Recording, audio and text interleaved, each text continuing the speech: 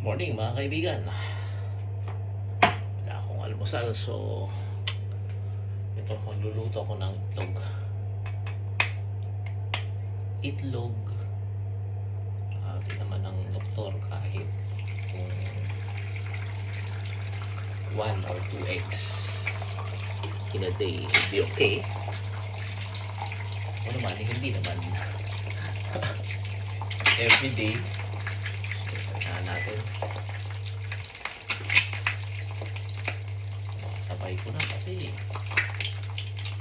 hindi naman, diba? So favorite breakfast ay laging may egg, right? Alamsikan ko, lagyan ko muna ng salt. Masarap. Sana side up lang to mga kaibigan. So